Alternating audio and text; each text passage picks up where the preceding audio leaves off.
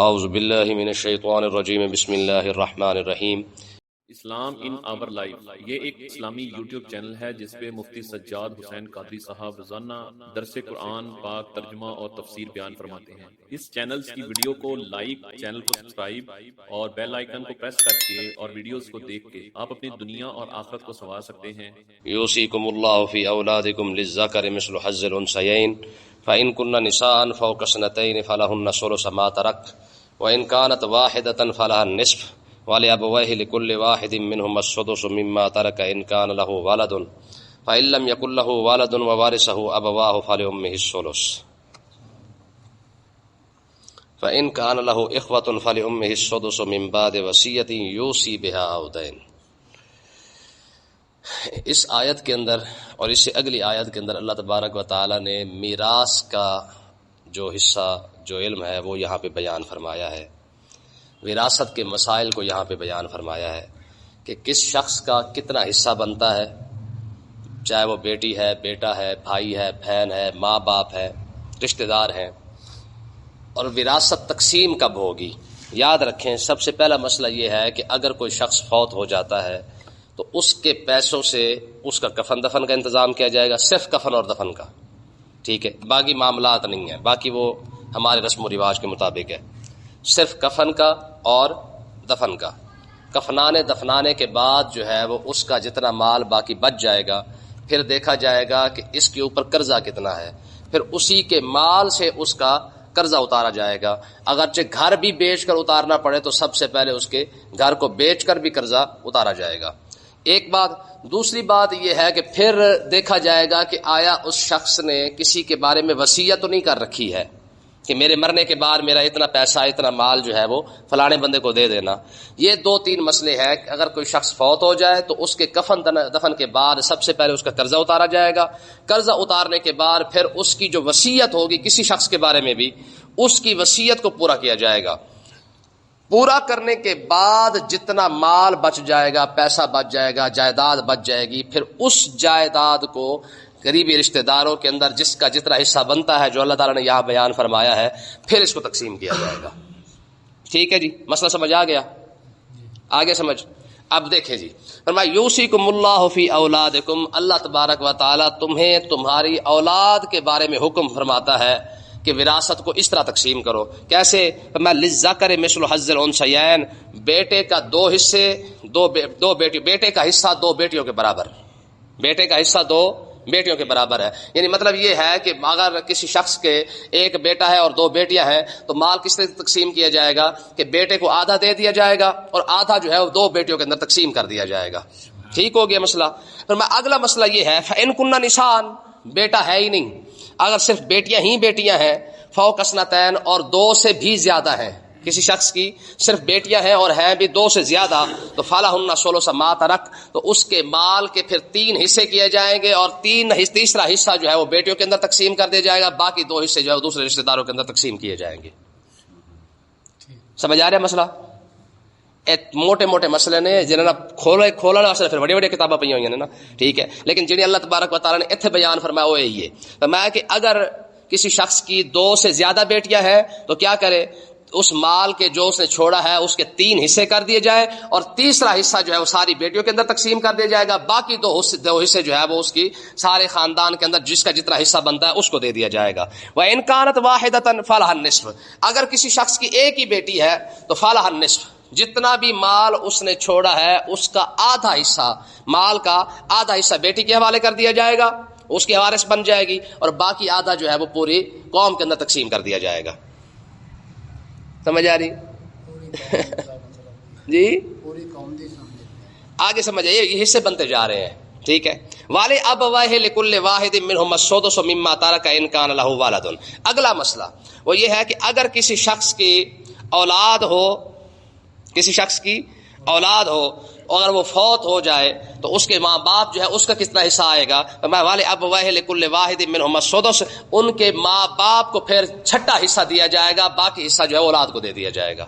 ماں باپ کا حصہ بھی نکل آیا، بیٹے کا حصہ پہلے ایک نکالا تھا، ایک حصہ نکالا تھا، پھر بیٹیوں کے لیے آدھا آدھا حصہ نکال دیا، پھر اگر بیٹیاں تھی تو اس کا تیسرا حصہ نکالا ہے، پھر اب ماں باپ آ گئے ہیں تو اگر کسی شخص کی اولاد ہے تو تو ماں باپ کو چھٹا حصہ دیا جائے گا اور باقی سارا اولاد کے اندر تقسیم کر دیا جائے گا. فَإِن لَّمْ يَكُن لَّهُ وَلَدٌ اگر کسی شخص کی اولاد نہیں ہے, پیچھے مسئلہ تھا اولاد ہو تو ماں باپ کو چھٹا حصہ, اگر اولاد نہیں ہے وَوَارِثَهُ أَبَوَاهُ اس کا باپ جو ہے مرنے والے کا جو باپ ہے وہ ساری اس کی جائیداد کا وارث بن جائے گا. فَلِأُمِّهِ الثُّلُثُ اور اس کی ماں کو تیسرا حصہ دے دیا جائے گا.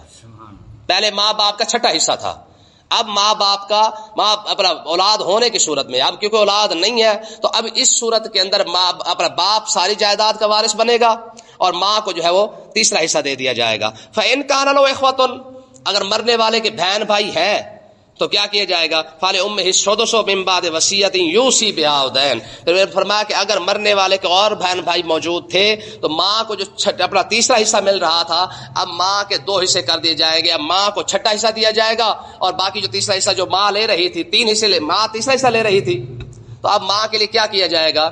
ایک چھٹا حصہ ماں کو دے دیا جائے گا اور ایک حصہ 3 حصے جو ہے وہ دوسرے بہن بھائیوں کو دے دیے جائیں گے. ٹھیک ہے, آگے دیکھیں فرمایا وصیت پوری کرنے کے بعد اور قرضہ اتارنے کے بعد. یہ میں نے شروع میں جیسے آپ کو بتایا ہے فرمایا یہ جو وہ وراثت کے مسائل ہیں, فرمایا کہ یہ مسئلے یہ حصے تب جا کے کسی کو ملیں گے جب اس کا قرضہ بھی ادا کر دیا جائے اور اس کا اپنا وصیت پوری کرنے کے بعد جو مال بچ جائے گا پھر ماں باپ کا حصہ بھی اسی میں سے نکلے گا, بہن بھائیوں کا حصہ بھی اسی میں سے نکلے گا, اولاد ہے تو اولاد کا حصہ بھی اسی سے نکلے گا, بیٹے ہیں تو ان کا حصہ بھی اسی سے نکلے گا, بیٹیاں ہیں تو ان کا حصہ بھی اسی سے نکلے گا. اور یہ وہ حصے ہیں جس کو اللہ تبارک و تعالی نے خود ہی بیان فرما دیا ہے. اگر کوئی شخص یہ کہتا جی میری مرضی میں کسی کو دوں نہ دوں تو کسی کی یہ مرضی, جائیداد کی تقسیم کے اندر کسی کا اختیار نہیں ہے, ہر شخص جو ہے وہ پابند ہے.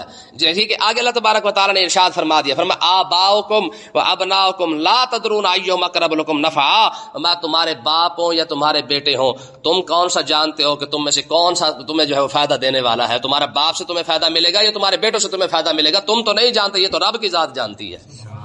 بعض اوقات کیا ہوتا ہے ہمیں لگتا ایسے ہے کہ بڑا جو بیٹا ہے نا یہ ہم سے محبت نہیں کرتا, چھوٹا ہم سے زیادہ محبت کرتا ہے, تو باپ کیا کرتا ہے وہ سارا کا سارا جائیداد چھوٹے کے نام لگوا دیتا ہے. ہوتا ہے نا عرب کے اندر نا یہ کہاوت مشہور ہے, جو بڑا بیٹا ہوتا ہے نا, بڑا بیٹا وہ کہتا ہے یہ بنو قریظہ کا یہودی ہے. عرب کے اندر یہ کہاوت مشہور ہے کہ یہ بڑا بیٹا جو گھر کا ہوتا ہے نا وہ بنو قریظہ کا یہودی ہوتا ہے. کیوں ہوتا ہے؟ وہ اس کی وجہ یہ ہوتی ہے وہ سارے گھر کو سنبھال رہا ہوتا ہے تو اس کی وجہ سے اس کی بیچارے کی قدر جو ہے وہ کم ہو جاتی ہے. ٹھیک ہے, تو اللہ تبارک و تعالی نے بہرحال ارشاد فرمایا تم نہیں جانتے کہ تمہاری خدمت کون کرے گا. ہو سکتا ہے جو چھوٹا آج تمہارے جو ہاتھ پاؤں چوم رہا ہے ہو سکتا ہے جائیداد لینے کے بعد تمہارے نیڑے نہ لگے.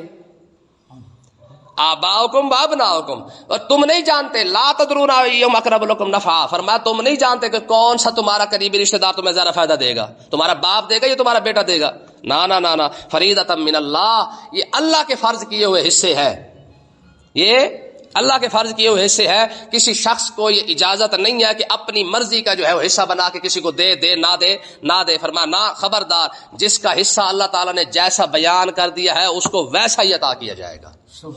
ہمارے ہاں ایک اور مسئلہ ہے, بعض اوقات ماں باپ ناراض ہو جائے نا اولاد سے, وہ اشتہار کروا دیتے ہیں, اخبار دے دیتے ہیں, کہتے ہیں جی ہم اپنی اولاد کو آگ کر رہے ہیں. تم 1,00,000 بار بھی آگ کرتے رہو نا یا آگ کرتے رہو, تمہارے آگ اور آگ کرنے سے اس کا حصہ ختم نہیں ہوگا. یہ جو اخبار اشتہار کرتے ہیں نا کہ ہم اپنی اولاد کو اپنی جائیداد منقولہ اور غیر منقولہ, ہے جی لکھا ہوتا کہ نہیں لکھا ہوتا کہ ہم اس سے جو ہے وہ آگ کر رہے ہیں. تم جتنے مرضی آگ کرتے رہو, شریعت نے اس کا جو حصہ مقرر کیا ہے وہ اسے مل کے رہے گا, اس کے بغیر گزارا نہیں ہے. بات سمجھے کہ نہیں آئی؟ ان اللہ کان علیما حکیما, بے شک اللہ تعالیٰ علم والا بھی ہے اور حکمت والا بھی ہے. کیوں؟ کیونکہ رب جانتا ہے کہ کس کو کتنا حصہ ملنا چاہیے. اگر بندے کی مرضی پہ چھوڑ دیا جاتا کہ ہاں بھائی اس کو اتنا حصہ دے دو, اس کی تمہاری مرضی ہے, تو پھر تو پورا نظام ہی خراب ہو جاتا. ٹھیک ہے, یہ رب کی حکمت ہے. فرمایا کہ رب بہتر جانتا ہے کہ کس کو کتنا حصہ دینا ہے. اللہ تبارک و تعالی نے وہ سارے حصے یہاں پہ بیان فرما دیے ہیں. آگے میاں بیوی کا مسئلہ آ رہا ہے. ٹھیک ہے, اب شوہر فوت ہو جائے تو بیوی کو کتنا حصہ ملے گا, اور بیوی فوت ہو جائے تو شوہر کو کتنا حصہ ملے گا. گل سمجھ آ رہی کو نہیں آ رہی؟ آ رہی ہے. جی دیکھیں جی اس مسئلے کو. وَلَكُمْ نِصْفُ مَا تَرَكَ أَزْوَاجُكُمْ إِن لَّمْ يَكُن لَّهُنَّ وَلَدٌ. اگر تمہاری بیویاں فوت ہو جائیں اور اولاد نہ ہو, ایسی عورت فوت ہو جائے جس کی اولاد نہیں ہے, وَلَكُمْ نِصْفُ مَا تَرَكَ, وہ اولاد نہ ہونے کی صورت میں اگر کوئی شخص کی کوئی بیوی فوت ہو جاتی ہے تو وہ جو جائیداد چھوڑ کے جائے گی اس کا آدھا حصہ اس کے شوہر کو دیا جائے گا. یہ مسئلہ سمجھ آ گیا؟ یعنی اگر کسی شخص کی کوئی بیوی فوت ہو گئی ہے لیکن اولاد نہیں ہے, اگر اس عورت کی دوسری شادی تھی تو پچھلی بھی اولاد نہیں ہے, یعنی پچھلے گھر میں بھی اولاد نہیں تھی, اس گھر میں بھی اس کی اولاد نہیں ہوئی ہے, تو ایسی صورت کے اندر وہ عورت جتنا بھی مال چھوڑ کے جا رہی ہے اس کا آدھا حصہ کیا کیا جائے گا؟ شوہر کو دیا جائے گا, باقی آدھا حصہ جو ہے وہ دوسرے رشتہ داروں کے اندر تقسیم کیا جائے گا. فَإِن كَانَ لَهُنَّ وَلَدٌ, اگر بیوی فوت ہوئی ہے لیکن وہ اپنے بچے چھوڑ کے گئی ہے تو پھر کیا ہوگا؟ فرمایا فَلَكُمُ الرُّبُعُ مِمَّا تَرَكْنَا مِن بَعْدِ وَصِيَّةٍ يُوصِينَ بِهَا أَوْ دَيْنٍ. فرمایا پھر شوہر کو چوتھا حصہ دیا جائے گا. کیا کیا جائے گا؟ ہون تک مسئلہ سمجھ آ رہا ہے, سوکھا سوکھا ہے, ٹھیک ہے نا جی. یعنی بیوی کے فوت ہونے کی صورت میں اگر اولاد ہو تو چوتھا حصہ, اولاد نہ ہو تو پھر آدھا حصہ, یعنی آدھی جائیداد شوہر کو دی جائے گی, اگر اولاد ہے تو پھر چوتھا حصہ دیا جائے گا. میں مما ترکنا من بعد وصیت یوصین بها أو دین, میں وصیت پوری کرنے کے بعد, قرض اتارنے کے بعد جو ہے یہ سارا حصہ جو ہے وہ شوہر کو دیا جائے گا. آدھا حصہ ملنا ہے تو آدھا حصہ مل جائے گا, چوتھا حصہ ملنا ہے تو چوتھا حصہ مل جائے گا. یہ ہے شوہر کے لیے. اب آ رہا ہے بیوی کا مسئلہ. میں وَلَهُنَّ الرُّبُعُ مِمَّا تَرَكْتُمْ إِن لَّمْ يَكُن لَّكُمْ وَلَدٌ, فرمایا کہ اگر ان مردوں میں سے کوئی فوت ہو جائے اور ان کی کوئی اولاد نہ ہو, وَلَهُنَّ الرُّبُعُ, فرمایا جو کچھ تم چھوڑ کے جا رہے ہو مردوں میں سے اور اولاد نہیں ہے تو بیوی کو پھر چوتھا حصہ دیا جائے گا. بیوی نو چوتھا حصہ. اگر اولاد یعنی ایسا بندہ فوت ہو گیا اودے اولاد ہے نہیں, فرمایا اس صورت وچ بیوی نو جڑی جائیداد ہوئے گی اودے جو کی کیتا جائے گا؟ چوتھا حصہ دیتا جائے گا. فَإِن كَانَ لَكُمْ وَلَدٌ, اگر تمہاری اولاد موجود ہے تو فَلَهُنَّ الثُّمُنُ, پھر بیوی کو کتنا حصہ ملے گا؟ آٹھواں حصہ ملے گا. یہ تو یاد ہے نا, پھر بیوی کو کتنا ملے گا؟ آٹھواں حصہ. مما ترکتم من بعد وصیۃ توصون بها أو دین, میں وصیت پوری کرنے کے بعد اور قرضہ اتارنے کے بعد جو مال بچ جائے گا, اولاد ہے تو پھر بیوی کو آٹھواں حصہ, اگر اولاد نہیں ہے تو بیوی کو چوتھا حصہ دیا جائے گا. آگے ایسا شخص, یہ اور مسئلہ آ رہا ہے کہ ایسا شخص جس کی ماں باپ بھی نہ ہو, پیچھے بیان ہوتا ہے نا ماں باپ کو چھٹا حصہ ملتا ہے. اب ایسا شخص جس کی اولاد بھی نہیں ہے اور ماں باپ بھی نہیں ہے تو اس کی جائیداد کا کیا بنے گا؟ اس کا مسئلہ بیان کیا جا رہا ہے. میں وَإِن كَانَ رَجُلٌ يُورَثُ كَلَالَةً أَوْ امْرَأَةٌ, میں اگر ایسا شخص جس کی وراثت تقسیم ہونے والی ہو, کلالتن یعنی کمزور ہو. کمزور کا مطلب کیا ہے کہ اس کے ماں باپ بھی نہیں ہے اور اولاد بھی نہیں ہے, تو اس صورت کے اندر مرد ہے اور امراتن یا پھر عورت ہے, اس کی جائیداد کیسے تقسیم ہوگی؟ فرمایا کہ والہ اخن او اختن, اگر ماں کی طرف سے اس کی بہن ہے یا بھائی ہے, اولاد ہے نہیں, عورت کی طرف سے, اور عورت کی بھی اولاد نہیں ہے, اگر عورت فوت ہو گئی ہے, عورت کی اولاد بھی نہیں تھی, اس کے ماں باپ بھی نہیں ہے, تو پھر کیا کیا جائے گا؟ فرمایا کہ اگر اس عورت فوت ہونے والی عورت کی ماں باپ بھی نہ ہو, اولاد بھی نہ ہو, تو پھر کیا کیا جائے گا؟ فرمایا فَلِكُلِّ وَاحِدٍ مِّنْهُمَا السُّدُسُ, اگر اس عورت کے بھائی ہے یا بہن ہے تو پھر ان بھائی اور بہن کو چھٹا حصہ دیا جائے گا.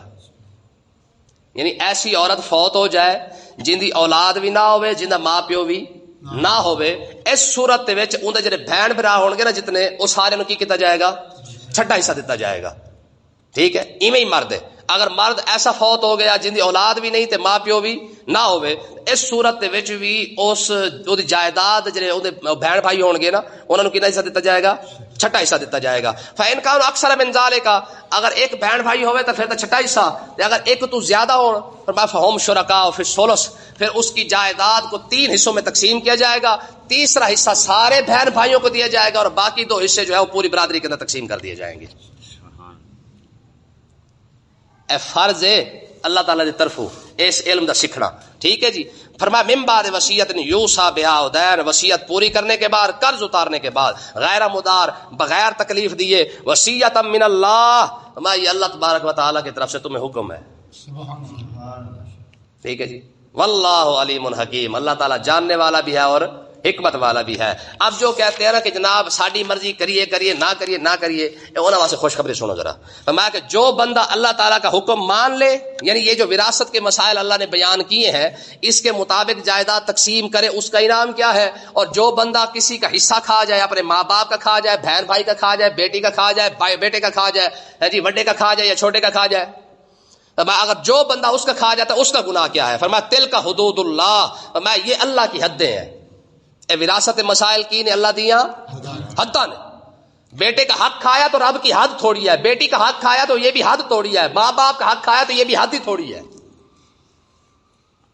ٹھیک ہے نا جی. آج لوگ کہتے ہیں ہماری مرضی سے آپ پہ کر لیں گے، یہ آپ پہ تقسیم کر لیں گے، تیرے پیو دا مال ہے جناب آپ پہ تقسیم کر لے گا. بات سمجھ کہ نہیں ہے؟ یہ کسی کا حق نہیں ہے کہ کوئی شخص اپنی مرضی سے کہے جی میری مرضی میں جنہ مرضی جنوں دیا میں اپنی اولاد دیا دیا نہ دیا نہ دیا نہ. تیری فرما بردار ہے یا نہیں ہے، لیکن یہ اس وراثت کے اندر حقدار ویسی ہے جیسی فرما بردار ہے، نافرمان بھی ویسی حقدار ہے. ٹھیک ہے. دل کا حدود اللہ، میں یہ جو وراثت کے مسائل ہے جس بندے کا جتنا حق بنتا ہے اس کو دینا یہ اللہ کی حد ہے. اب جو بندہ اللہ کی حدوں کو پورا کرتا ہے اس کا انعام کیا ہے. فرمایا من یطع اللہ ورسولہ، فرمایا جو شخص اللہ اور اللہ کے رسول کی اطاعت کرے، یعنی اللہ کی ان حدوں کو پورا کرے، وراثت کے مسائل کے اندر جس کا جتنا حق بنتا ہے ان کو دے دے. فرمایا یدخلہ جنات تجری من تحتها الانہار خالدین فیہا، فرمایا یہ بندہ جو ہے اللہ تعالیٰ اس کو جنت میں داخل کرے گا جس کے نیچے نہریں بہ رہی ہیں، ہمیشہ ہمیشہ رہے گا.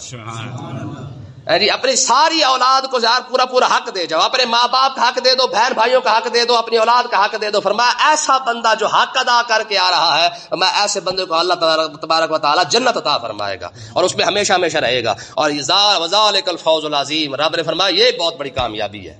یہ کیا ہے؟ حدیث پاک کے اندر آتا ہے کہ آقا علیہ الصلوۃ والسلام نے ارشاد فرمایا جس شخص نے کسی بھی حقدار کا حق کھا لیا وراثت میں سے، بیٹے کا حق کھا گیا، بیٹی کا کھا گیا، اور میں اللہ تبارک و تعالی جنت سے اس کا حصہ ختم کر دیتا ہے. ہاں جی مولوی پیر بڑے بڑے جناب والا چودھری سیٹھ تسبیاں شسبیاں سارا کوئی پھیرن والے بیٹے دا حق میں کھا جاندے نے. بہن دا حق عدالت جا کے ویکھو بہناں دے مسائل پے ہوئے نے جی، سارے کیس ہی بہناں دے پے ہوئے نے کہ جناب والا ساڈے بھائی ساڈے حق کھا دی کھڑے نے. تو اللہ تبارک و تعالیٰ نے ارشاد فرمایا ذالک الفوز العظیم، میں یہ بہنوں کا حق دینا اور بیٹیوں کا حق دینا، فرمایا یہی سب سے بڑی کامیابی ہے. جیڑا نہ پوری کرے فرمایا ومن یعص اللہ ورسولہ، فرمایا جس شخص نے اللہ کی نافرمانی کی، اللہ کے رسول کی نافرمانی کی، ویتعدی حدودہ، اور اس کی حدوں کو اس نے توڑا، یدخلہ نارا خالدا فیہا، فرمایا وہ ہمیشہ جہنم کے اندر رہے گا. اگر وراثت پوری دینے سے ہمیشہ جنت ملتی ہے تو وراثت کا حق پورا نہ دینے سے ہمیشہ خالدن فیہا. جس نے بیٹے کا حق کھایا وہ بھی ہمیشہ جہنم کے اندر، جس نے بیٹی کا حق کھایا وہ بھی جہنم کے اندر، جس نے بہن کا حق کھایا ہیں جی. حقیقت ہے بڑے بڑے تسبیح پھیرن والے یقین کرو جناب چوری چوری جا کے اپنی اولاد نوں دے آن گے، باقی ساری فارغ. تو اللہ تبارک و تعالیٰ نے کیا فرمایا؟ فرمایا یدخلہ نارا خالدا فیہا، فرمایا ہمیشہ ہمیشہ یہ جہنم کے اندر رہیں گے. والہ عذاب مہین، وہاں پہ ذلت کا عذاب اللہ تعالیٰ نے ان کے لیے تیار کر رکھا ہے. اے وراثت مسائل نے جن لوگ آتے ہیں جی سانوں نے ضرورت کوئی نہیں، اسی آپ بخشے جاواں گے. ٹھیک ہے جی، اللہ تعالیٰ سانوں سمجھن توفیق عطا فرماوے.